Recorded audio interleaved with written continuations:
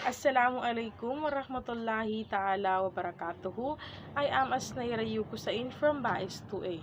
So today I'm going to make a reaction video of my insights or learning about how fiqh evolved. So we all know that fiqh is also known as a Islamic jurisprudence or a comprehensive set of guidelines for our daily life drawn from reliable Islamic sources. Undoubtedly, the idea of fiqh is a topic that is frequently discussed. Its history extends back to the earliest Islamic era, and it encompasses a very broad variety of disciplines within Islamic sciences, from the first revelation through the various Islamic ages. It gradually grew and changed. Every period has seen the detailed and comprehensive teaching of fiqh, which has led to the development of numerous eminent fuqaha, or what we call faqih. And also, fiqh is often described as the human understanding and practices of the Sharia, that is, human understanding of the divine Islamic law as revealed in the Quran and the Sunnah, which is the teaching and practices of the Islamic Prophet Muhammad SAW and his companions. Figuratively, fiqh means knowledge about Islamic legal rulings from their sources. Deriving religious rulings from their sources requires the mujtahid, or what we call an individual who exercise ijtihad, to have a deep understanding in the different discussion of jurisprudence. So, a faqih must look deep down into a matter and not content himself with just the apparent meaning, and a person who only knows the appearance of a matter is not qualified as a faqih.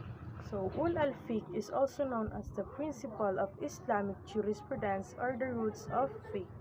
It is refers to the techniques of legal interpretation and analysis, and al-fiqh, which translated as the branches of fiqh. It is refers to the development of rulings based on these principles. Al-fiqh is the result of the application of al-fiqh and the culmination of human endeavor. A specific decision in a particular instance is known as hukam or akam. So the history and development of usul al-fiqh and fiqh in general pass through four primary eras, which is the number one era is the era of the Prophet sallallahu alaihi wasallam. Number two is the era of the rightly guided caliphs.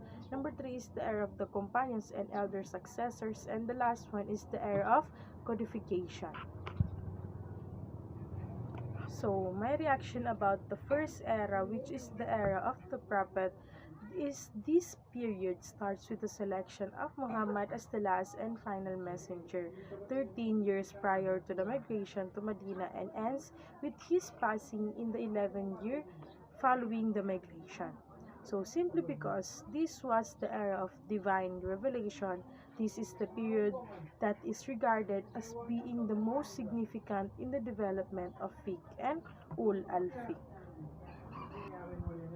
So the next one is the era or the rightly guided caliphs. After the Prophet left this earth in the year 11 years, this age began and lasted until 40 years, or almost 30 years, as was already established the Quran and the Sunnah, which serve as the main sources for the legal rulings and the judgment of the companions, juries, were completed during the time of the Prophet in the form of divine revelation. During this time, the Quran and the Sunnah, or the ijm, or what we call consensus, and the ijtihad serve as the cornerstone of Islamic law, or our personal opinion. So the third one is era of the companions and elder successor. After the reign of the rightly guided caliphs, this period began around the year 41 and lasted until the start of the 2nd century, just before the Umayyad dynasty fell. So the laws that were in place at the time were remarkably similar to that those were in place when the companions lived, meaning that the companions and their pupils and the tabi'in used substantially similar methods to arrive at the legal conclusions. They would turn to the Quran, the Sunnah, the Ijma, and finally the Qiyas in that order. So the last one here is the era of codification, which is this era started in the beginning of the 2nd century and lasted till about the middle of 4th century. So during this time period, fiqh as a discipline went through expansive growth and refinement. It flourished and developed into an independent discipline. So this was the era of experts, jurists, the great mujtahid, who laid down the foundation of their respective schools of thought. Every school of thought in reality is a juristic methodology of approaching the Quran and Sunnah and extracting rules from them. So this was also the era of great scholars of Hadith. Both the study of fiqh and hadith were codified and became disciplines that were taught and studied. Books were compiled and written because of all this advancement in that field of Islamic studies.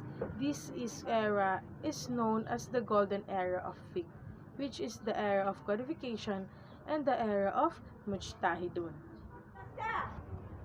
So, in connected to the situation today or in this generation, it is very rare to believe and trust in Allah subhanahu wa ta'ala, where we can also see that most people today do not follow the laws, and whoever made the law will also break it.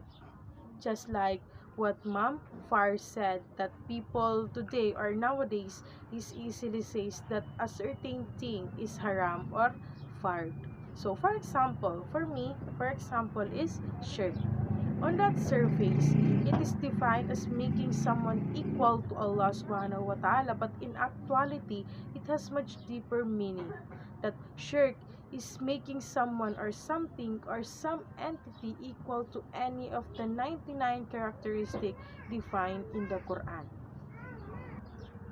So, the most common shirk being done by Sunni or Shia is calling upon those who died for help, whether they are martyrs, saints, or any other holy person. If you seek or help or refuge from them, you're making them equal to Allah subhanahu wa ta'ala, just thinking that any of these holy entities can sway Allah's decision or influence Allah is shirk. As about the haram which we can do, but what are people doing now? What else shouldn't be done is what they still do. So that's all. Thank you. Assalamualaikum warahmatullahi ta'ala wabarakatuh.